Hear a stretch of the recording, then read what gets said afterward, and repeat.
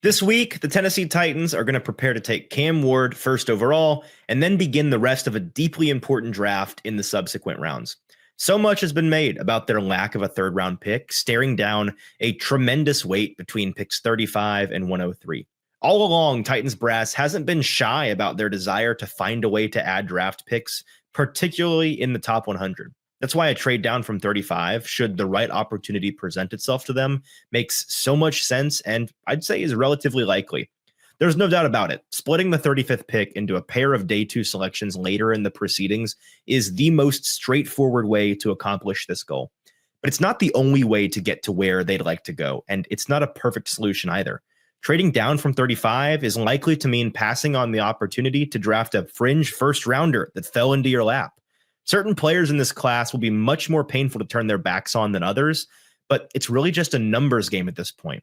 Only 34 players can go before they're on the clock in the second round. Their options are liable to be hard to pass on. This, in part, is why I've been arguing for them to pursue a trade of Will Levis on or before the Friday night of rounds 2 and 3. It's what I believe would be best for both the player as well as possibly what's best for the team. Could you potentially get more in a trade later in the summer? Maybe, but there's no certainty in that.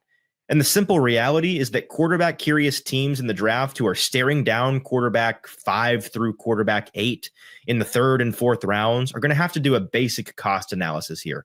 Would we rather spend this pick straight up for one of these passers from a really uninspiring draft class? Or could we spend less than the full value of the pick on a trade for Will Levis?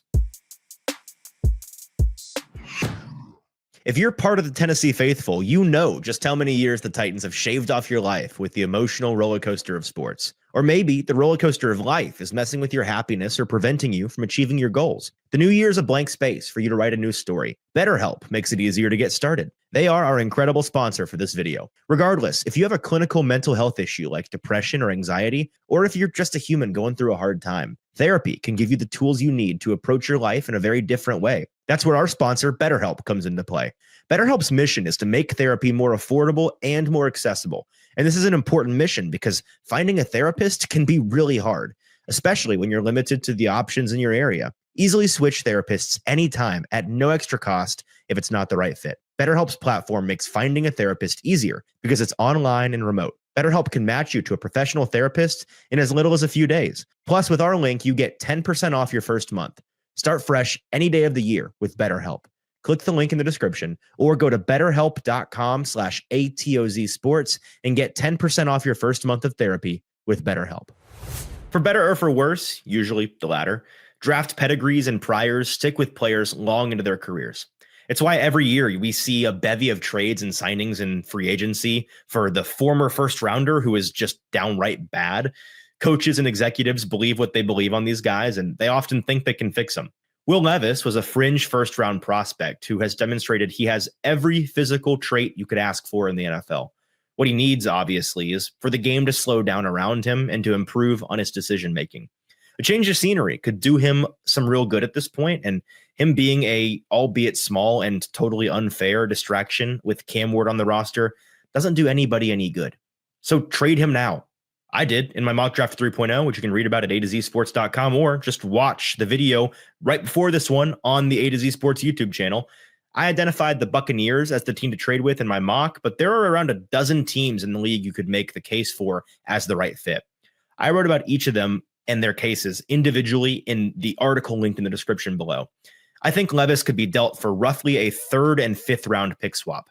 Tennessee has a pair of fifths, and in my mock draft, they sent pick 141 for pick 84 in the back of the third round. This comes out to somewhere between a mid-fifth and an early sixth round valuation on Levis, depending on the trade chart that you use. Now, maybe that sounds too steep or unrealistic. I disagree. I think it's easy to underestimate the trade value of quarterbacks in general. Take a look at this list of every recent quarterback trade, and perhaps your mind is going to be changed. I think Levis can reasonably fetch anywhere from a mid-fourth to a mid-sixth round pick in terms of pure value. Now, perhaps that comes in the form of a pick straight up. But if I were the Titans, I'd be working hard to try to parlay it into a day two pick in a swap. Still not buying a fifth round pick transforming into a third? Fine. Let's play it as conservatively as possible. The Titans have a pair of fourth round picks as well, so make one of them the trade chip. Who cares which of their 6 day 3 picks it takes? Who they find to trade with will dictate the specifics anyways, because of where their third round pick is exactly, right? A pick in the 60s and a pick in the 90s aren't the same thing. The point in the end is that turning a day 3 pick into a day 2 pick by shipping Levis off to a legitimately greener pasture for the future of his career isn't a pipe dream. It's possible, and the Titans should bark up every tree seeing if they could get it done. For A to Z Sports Nashville, I'm Easton Freeze.